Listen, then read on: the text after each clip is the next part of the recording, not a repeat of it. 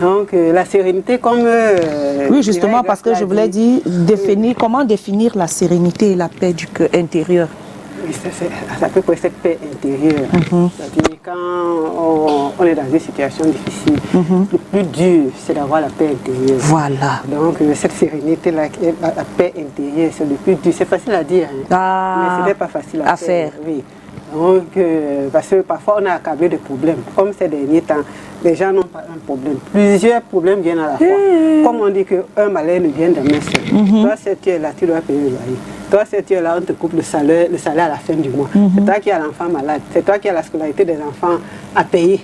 C'est toi qui es coincé parce que il faut que tu achètes de la nourriture. On t'a déjà coupé le courant et tout ça. Des gens ont maintenant des séries de problèmes. Les problèmes, c'est pas série, ça ne vient pas seul. Or, on nous demande de garder la sérénité face à cette situation difficile. C'est vrai qu'à un moment donné, on finit par craquer. Parce que si on ne garde pas cette sérénité-là, c'est pas parce que ce n'est pas facile à faire que nous ne devons pas le faire. Donc, nous devons absolument le garder. Mais comment donc garder cette sérénité? C'est la manière dont nous regardons notre problème, notre état d'esprit, qui nous permet de garder, d'être calme, de garder la sérénité. On dit que parfois, ceux qui ont un plan B peuvent être sereins, mais parfois, tu es là, tu n'as même pas de plan B, tu n'as pas de plan C. C'est-à-dire, tous les problèmes sont là, tu ne vois aucune solution. Comme Calvin a dit, certains vivent, certains vont pactiser, certains vont aller boire et tout ça là. Tout ça, ça ne résout pas les problèmes. Voilà. Tout ça là, parce que on va voir que celui qui affronte les situations difficiles, à la fin, il finit par avoir, il a une récompense. Or, celui qui a plongé d'une manière ou d'une autre, il ajoute encore le problème dans le problème, parce que même si on va boire, non seulement on se détruit sa santé, après, quand nos yeux s'ouvrent, le même problème demeure. Donc, on n'a même pas fait les efforts pour résoudre notre problème. Donc, face à une situation difficile, nous devons déjà commencer par analyser notre situation. Notre problème, c'est quoi? Comme je l'ai cité tout à l'heure, on a ça, on a ça, on a ça, on a ça, on a ça. Comment est-ce qu'on peut faire? Par où commencer? Parce que beaucoup de gens ont justement ce problème-là. Quand ça vient comme ça, on commence par quoi? On laisse quoi? Tout est, parfois, tu as même les créanciers. Au-delà de tout ça, les créanciers sont aussi derrière en train de te mettre la pression. Moi particulièrement, tonton Calvino, en dehors de l'argent, rien d'autre ne peut me stresser. Moi, c'est l'argent, le manque d'argent qui peut me faire stresser. En dehors de ça. Quand tu as l'argent, que tu es libre. Il y a encore est-ce qu'il y a d'autres problèmes dans la vie en dehors de l'argent? Tonton Calvino. Il y a les problèmes de cœur. Il y a les problèmes de cœur. Il y a les problèmes des familles. Il y a les problèmes de ceci, où tu es accusé, etc. Ça là, je te dis que tu balayes ça du revers de la main. Ça, tu vas gérer facilement. Mais la partie qui nous fait stresser le plus, c'est le manque d'argent, le manque de finances. C'est là où tu te sens un peu diminué parce que tu as l'impression justement, et c'est ce qui va m'amener à poser quels sont les facteurs du stress et de l'anxiété. Beaucoup de gens pensent à tort ou à raison que le principal facteur c'est l'argent. Que quand on a l'argent, tous les autres problèmes, on les balaye d'un revers de la main. Moi, je pense comme ça. Laissez-moi donc vous expliquer que ce n'est pas seulement de l'argent. Est-ce que vous avez déjà eu affaire aux gens qui ont de l'argent, qui ont beaucoup d'argent? Voilà beaucoup d'argent aussi, tu deviens prisonnier. Hein. Tu n'as pas d'amis. Voilà quelqu'un qui est un bon chef d'entreprise. Il a beaucoup d'argent. Chez lui, il a tout. Argent, tout. Mais le personnel ne le laisse pas dormir, malgré tout son argent.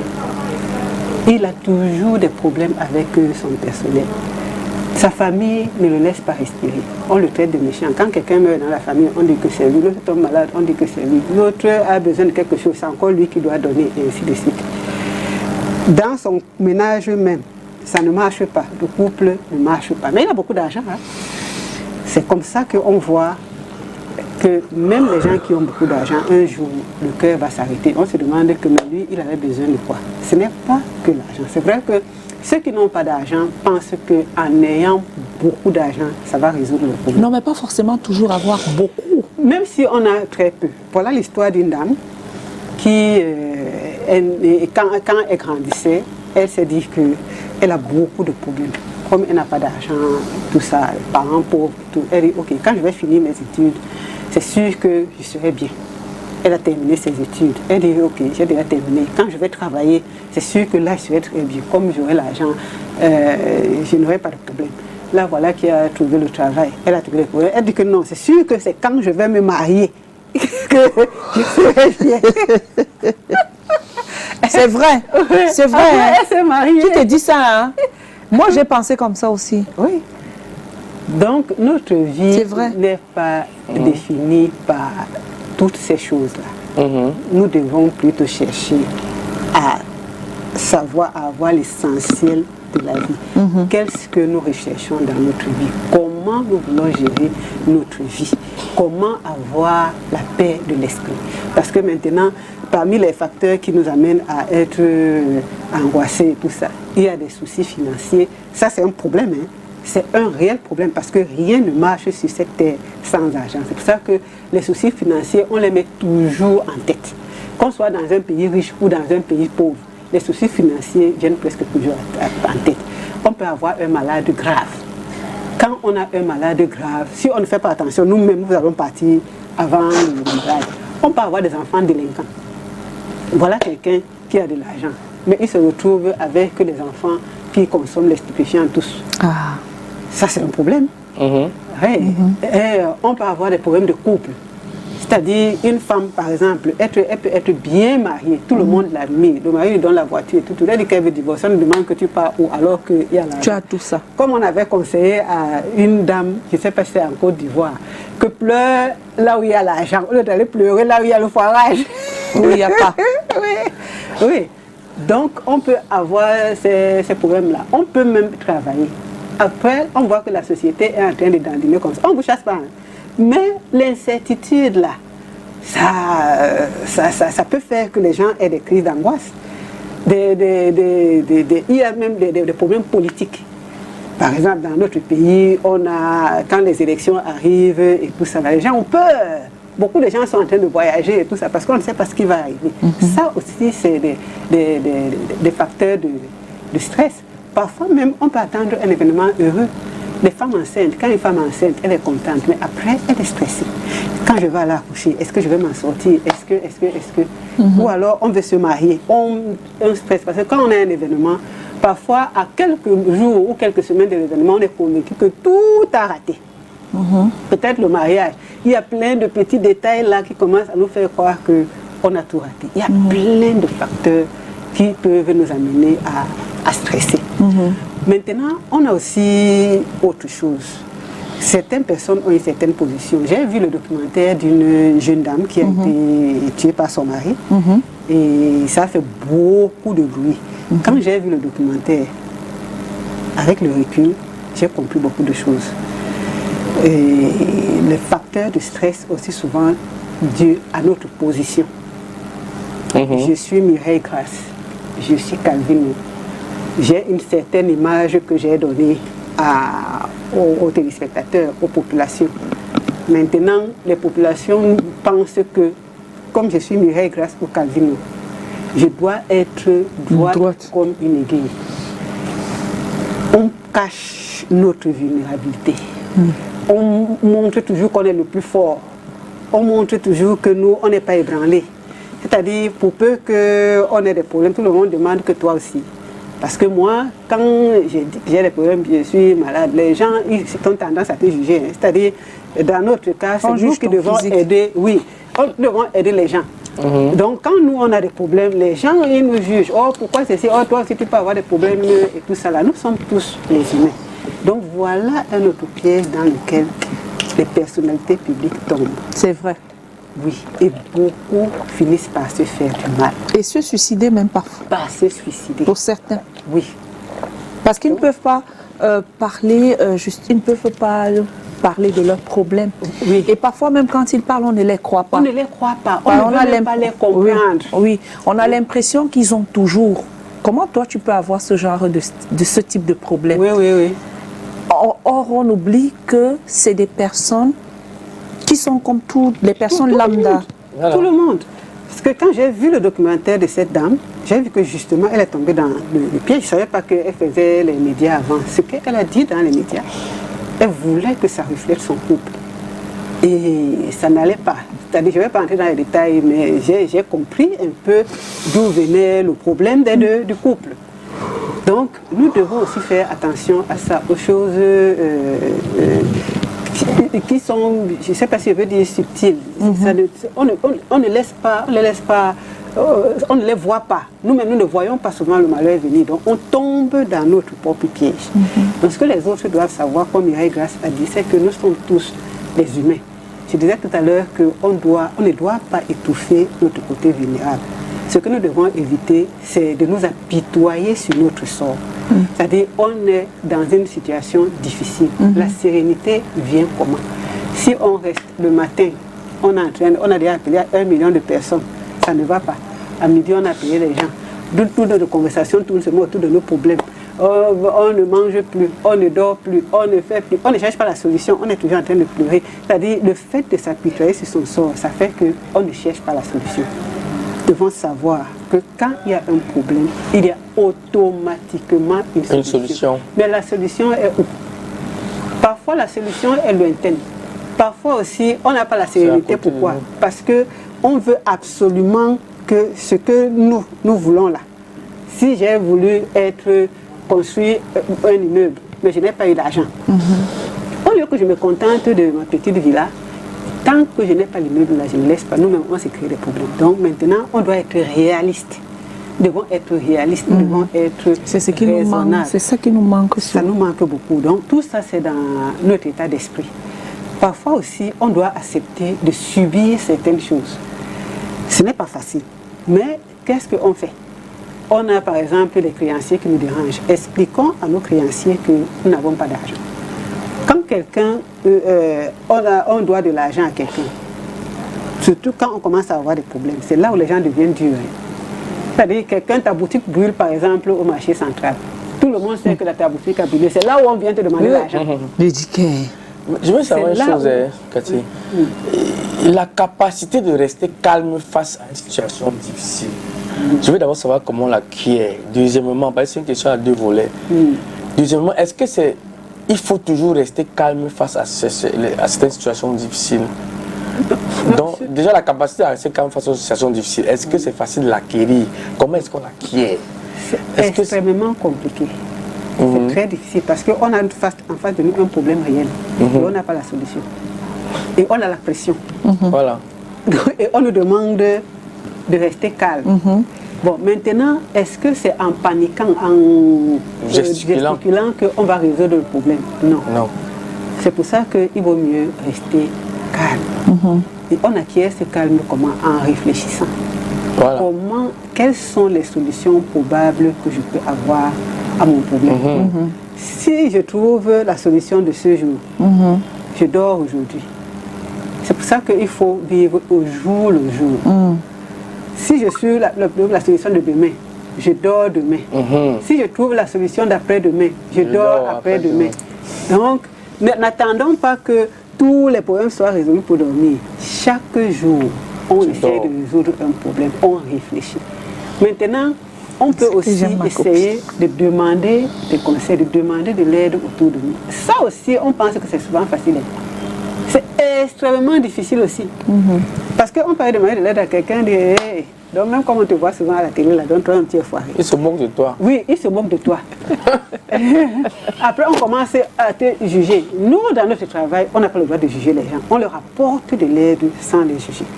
Nous, on va demander les nouvelles des gens. Non seulement nous, on ne demande pas de nos nouvelles, et si jamais on demande de nos nouvelles, on voit qu'on a des problèmes, on les juge directement. Une fois. Oui. Nous, on a ce truc-là. Maintenant, vers qui aller donc quand il y a un problème? Attendons chaque jour qui passe. Si on peut dormir aujourd'hui, demain c'est un autre jour. J'ai ma copine qui me dit souvent, qui a l'habitude de me dire, MG, Une chose à la fois. Oui. Voilà. Tu veux une chose à la fois. N'attendons pas. Tu veux tout faire, tu veux tout résoudre le même. Oui. Une chose à la fois. C'est ça. C'est que si tu n'arrives pas à le résoudre, ça va se résoudre un de ces jours, mais c'est une chose à la fois. C'est comme ça qu'on aujourd'hui tu résous un peu, tu dors. Tu dors, oui. Parce qu'au fur et à mesure que la nature apporte des solutions. C'est ça.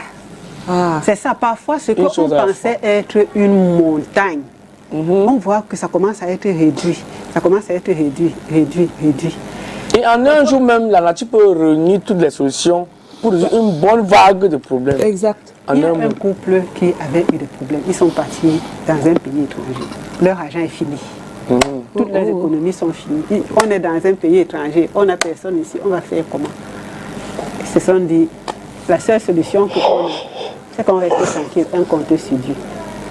Et en vivant au jour... Ils étaient à l'hôtel. Oui, je pense qu'ils étaient dans un appartement provisoire. Et puis, ils ont reçu un don qui leur a permis de résoudre tous leurs problèmes. Est-ce que ça ne nous est pas arrivé à nous? Parce que moi, ça m'est déjà arrivé. Parfois, c'est quand je pense que tout est fini que je reçois même un projet. Dans notre travail, les projets nous rapportent beaucoup d'argent.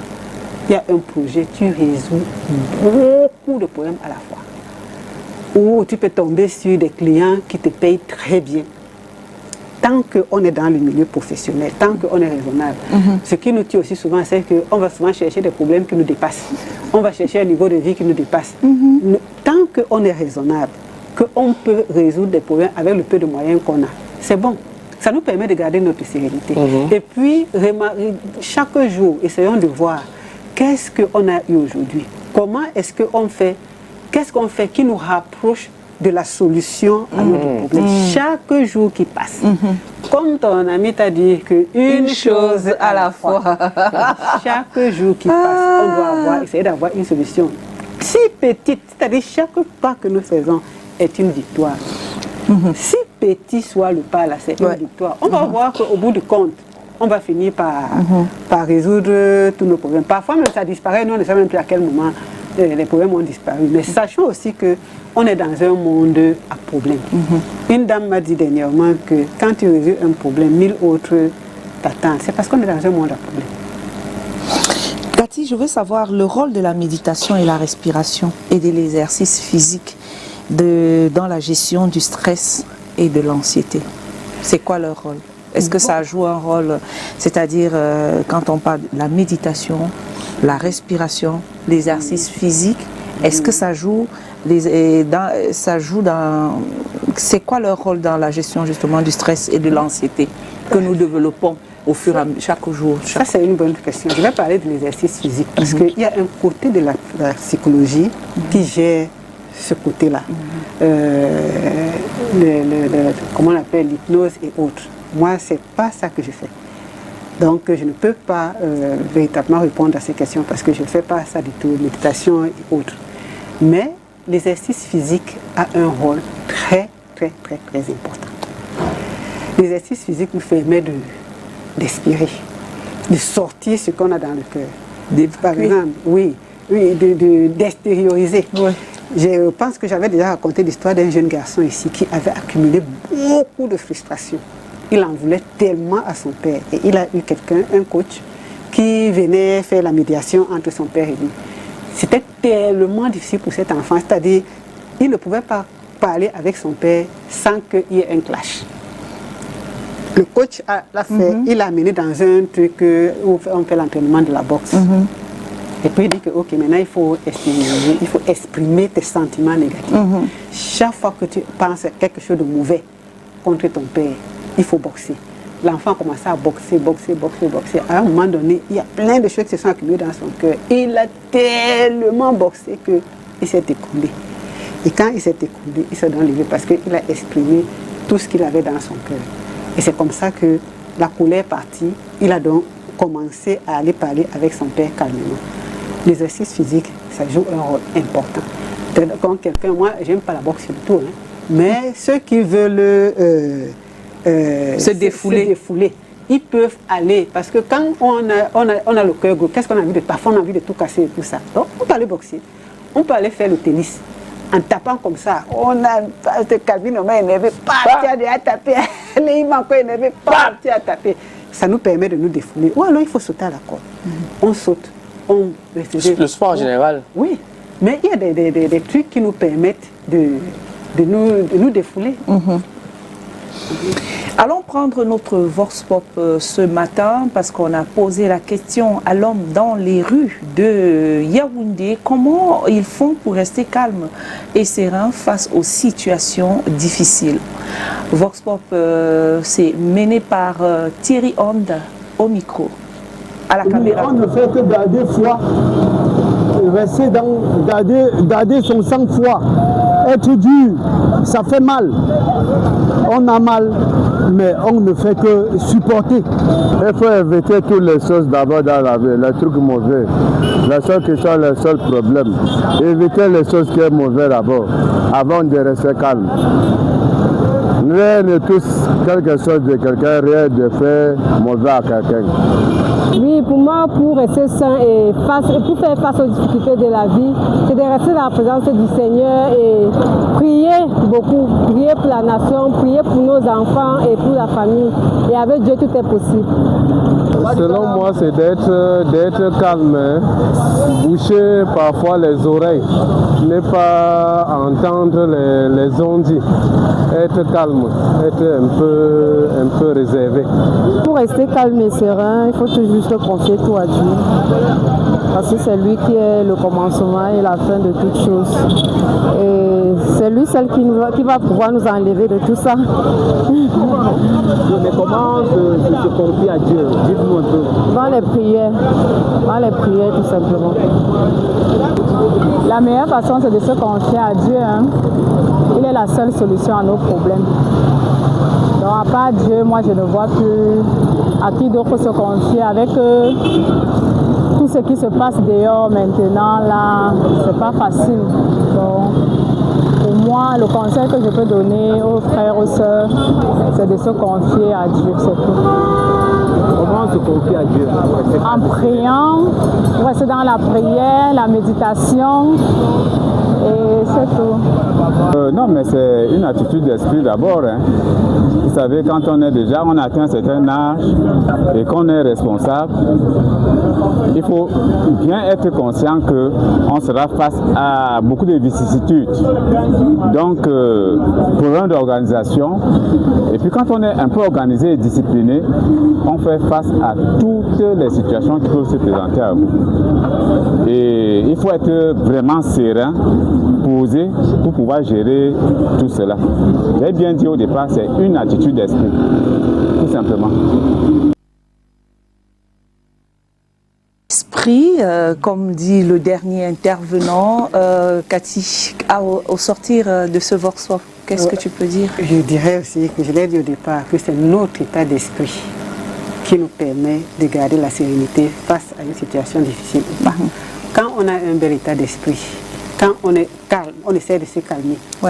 Face à une situation difficile, on prend son calme. C'est très important. Il y a aussi un côté, je vais souligner deux côtés. Les gens ont parlé beaucoup de l'aide spirituelle. L'aide spirituelle est très importante. Les gens négligent beaucoup, mais l'aide spirituelle est très importante parce que la vraie paix de l'esprit, nous la recevons de Dieu. C'est vrai. Maintenant, l'aide spirituelle, ce n'est pas seulement que croire en Jésus et tout ça, la prie. Quand on prie, nous devons prier de manière à savoir que nous sommes en communion avec Dieu. Et essayer de voir au quotidien si les choses sont en train d'évoluer. Parce que si on ne voit pas, on ne peut pas savoir si Dieu a répondu à notre prière. C'est vrai. Oui. Donc, nous devons être posés. Dramatique. Et essayer de voir. Nous avons demandé telle chose à Dieu. Est-ce qu'il nous l'a donné globalement? Est-ce qu'il est en train de nous guider vers la solution? Parce que parfois, il y a aussi ça. On n'a pas encore la solution, mais on est en train d'aller vers la solution, mais on stresse déjà. Donc, c'est l'aide spirituelle qui nous permet même d'avoir les autres aides. C'est celui qui voilà, l'espoir même qu'on a. L'espoir, ça apaise le cœur. Maintenant, grâce à l'aide spirituelle aussi, on peut prier Dieu qui nous permette de trouver un bon médecin, ou bien qui nous permette de trouver un bon marché, ou bien qui nous permette de résoudre le problème ou d'apaiser nos ennemis et tout ça là. Et on observe chaque jour comment les choses se sont passées dans notre vie. Parce que c'est ce qui s'est passé avec Moïse en fait dans la Bible, hein, où quand Moïse est parti chercher les commandements, oui, le peuple est resté derrière, ils ont désespéré. Hein. Ils ont dit à Aaron de leur fabriquer un autre Dieu qu'ils vont voir, ils vont toucher. Et quand Moïse revient là, il dit, mais ça c'est quoi ça? Donc le peuple n'a pas... Parce qu'ils se sont tournés vers le faux Dieu. Les faux dieux, oui. Ils n'ont pas été patients, ils n'ont pas supporté. Le manque de patience. Et ils ont été punis. Et quand tu manques de patience, le manque de foi, tu finis par succomber. C'est tout ça, le manque de courage. Parfois, on est menacé. On est menacé, mais ce qui nous menace, on est dans un monde méchant. C'est lui-même qui est en train de nous menacer. Lui-même aussi a ses problèmes. On ne sait pas ce qui va lui arriver demain. Donc, si nous voyons toutes ces choses-là comme ça, on va avoir un bel état d'esprit qui va nous apaiser. Et en dehors de ça, nous avons aussi le repos. Le meilleur remède contre le stress, c'est le repos. Le repos. Voilà. Le repos, hein. Oui. Mais quel genre de repos? Dormir seulement? Oui, quelqu'un peut décider de dormir, oui. On est couché, c'est-à-dire tu as des problèmes. Ce n'est pas le moment d'aller boire ici, faire le bruit et tout pour oublier, non. Tu décides que le week-end, si par exemple, je me repose, je suis chez moi, je mange, je dors, je réfléchis, je lis. Et tout ça. Tant chaque fois que j'ai envie de dormir, je dors. Lundi, on a encore la force parce que le corps reprend la force. On a la force d'aller affronter. Maintenant, si nous-mêmes, nous n'avons pas la force, on a bu, on est tombé malade, on n'aura pas la force d'affronter les situations difficiles. Donc, le repos est très important. Bon, on ne va pas aussi passer tout le temps à se reposer. Donc, chaque fois qu'on sent que nos forces sont en train de nous abandonner, prenons du recul. Effaçons-nous un peu, allons nous reposer. Allons vivre. Si on peut même voyager, aller, même si on va même à 100 km d'ici, aller vivre autre chose. Aller marcher peut-être au bord de la mer, aller contempler les beaux paysages. Il y en a dans certains pays qui partent marcher dans la forêt. Et c'est comme s'ils sont en train de laisser les problèmes derrière eux. Donc, la sérénité face aux situations difficiles, ce n'est pas facile, mais c'est possible. Nous devons seulement avoir la discipline. Quelqu'un a dit que nous devons avoir la discipline. Quand on est discipliné, on discipline notre état d'esprit parce que la tendance humaine est au doute et à la peur. Donc, dès qu'on commence à douter et on a peur, c'est fini. Le moral, on a plus le moral pour affronter. Or, si on essaye d'être calme, de réfléchir, de vivre un jour à la fois. Mais voilà. Et Cathy, comme tu dis, est-ce que aussi le milieu où on vit ne nous enfonce pas davantage dans le stress? Parce que tu peux être face à une situation. Tu es par exemple à Douala, les insécurités sont passés. À Dakar, on met les sons, les bruits bizarres. Où tu es dans un, comment on dit souvent, le sonore. Est-ce que ça ne peut pas jouer pour t'enfoncer davantage? Or, si tu pars dans un endroit calme. C'est pour ça que si on est dans un endroit, tu as dit peut-être Dakar ou je ne sais pas, là où il y a du bruit. Tu peux quitter, tu dis que tu vas marcher à Bonanjo le week-end. Tu as déjà parti à Bonanjo pendant le week-end? Ah, dimanche. C'est calme. C'est mort. C'est vraiment mort. C'est mort. Bonanjo déjà à partir de 16h. Ah ouais, c'est mort. Ce n'est plus évident. Donc, en dehors de l'administration, il n'y a même pas les gens qui habitent là-bas. Bon, il y a très peu de gens. Il n'y a pas les boutiques comme les boutiques au quartier. Il y a des gens qui habitent, mais chacun est chez lui. Oui, chacun est chez lui. Donc, c'est l'administration qui fait que autant Bonanjo bout dans la journée, autant Bonanjo. Le dimanche, tu peux décider que même si tu habites à Village ou à Bilongué ou je ne sais pas, ok, tu vas marcher à Bonanjo, tu fais le tour à pied. Maintenant, le piège dans lequel quelqu'un comme Calvin ou Mireille Grasse ou un peu tomber, c'est que les gens voient que celui-là, il est déjà à pied. Ne regardons pas ça, le sport est important. Moi, je marche beaucoup. C'est vrai que le docteur Togem a dit que je dois marcher vite. Parce que c'est le sport, que je dois marcher. Il dit, je marche déjà, c'est suffisant, je dois commencer à aller courir. Donc, si on est dans un quartier bouillant, on peut sortir de là, on va marcher ailleurs. aller en campagne. Si on a la possibilité, si on a la possibilité d'aller en campagne, why not? Pourquoi pas? On peut voyager, on peut aller dans son village. J'étais partie à Babadjou. Quand on dit même en campagne, c'est pas trop loin. Il y a les endroits ici à PK22 là. Tu peux oui, à PK23. Oui, mais tu sais qu'avec la route aussi, ça va aussi te stresser. Bon, maintenant, peut-être comme elle est en train de dire sur marcher, ça te permet de te vider et dormir tôt, courir, boire beaucoup d'eau. Oui. Moi, j'aime par exemple la route Douala-Yaoundé. Quand je suis dans le bus, le paysage là, ça m'apaise. Je regarde, je peux faire 3 heures, je regarde les arbres. Ça m'apaise énormément. Donc, moi, pour déstresser, je mets les écouteurs, j'écoute la bonne musique et je regarde le paysage. Quand on arrive, parfois, je suis fâchée. Parce que je voulais que ça continue. Je disais que j'étais partie à Babadjou, j'ai vu la manière dont on cultive. Oui. Ça m'a apaisé et c'est tellement ordonné, bien. On appelle ça, je ne sais pas comment on appelle ça, ou c'est la pisciculture. C'était très beau à voir. Oui, et puis tout le long de la route, par exemple, je suis passée par la falaise de Tchang. Ça m'a fasciné. Donc, le bonheur, c'est dans les choses simples. Oui, parfois, on ferme son portable, on passe à autre chose. Maintenant, s'il y a des gens qui nous appellent, ils vont aussi supporter que... Même la natation aussi. Ouais, aller nager. La natation, c'est vrai. Quelqu'un qui sait nager, c'est... Dans l'eau, tu te laisses. Oui. On peut aussi payer, on va au bord d'une piscine, on va pas dans un hôtel, on va au bord d'une piscine. Mais en même temps aussi, c'est 5 000 francs. Il y a des gens qui ont l'habitude de dire, Cathy, que même si j'ai les problèmes, je fais comment? Je mange d'abord. Les problèmes vont attendre. Tu manges d'abord. Tu te fais plaisir d'abord.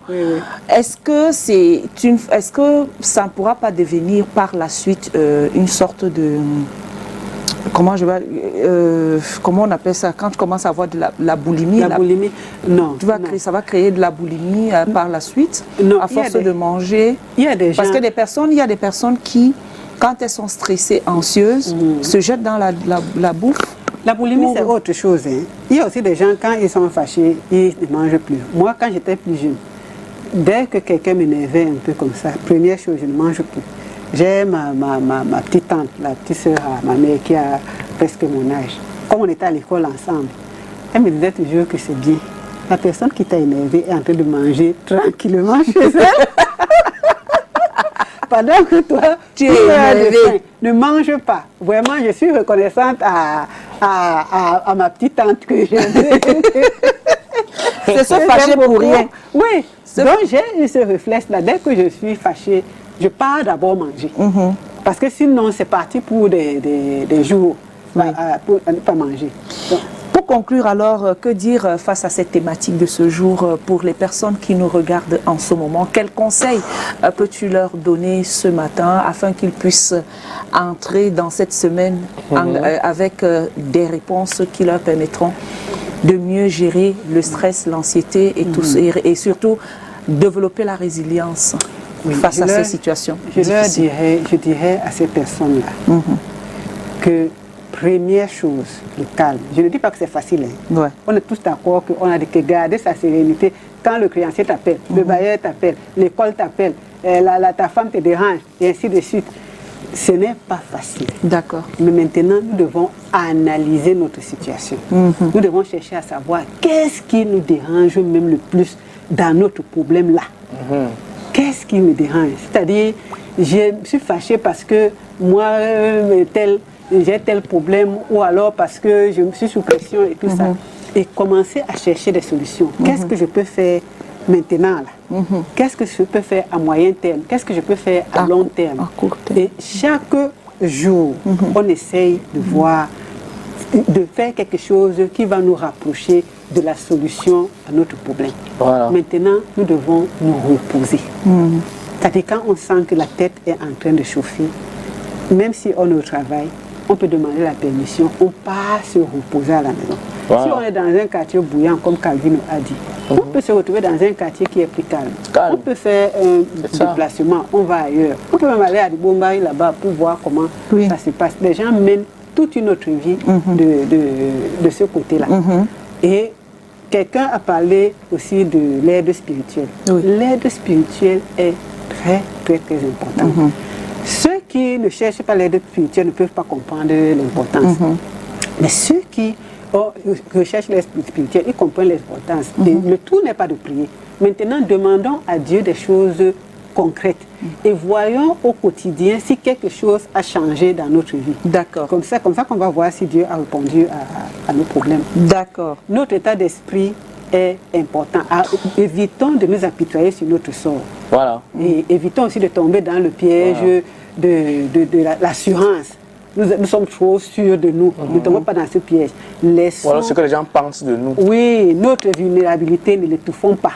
Donc même si on est connu comme une femme forte, un homme fort, laissons aussi notre vulnérabilité faire son travail. D'accord. Alors, nous allons conclure en disant ceci, remerciant Catherine Etondé, notre invitée, d'avoir partagé ses connaissances et ses conseils avec nous aujourd'hui. Nous avons appris beaucoup de la sérénité et de la paix intérieure et sur les techniques pour gérer le stress et l'anxiété.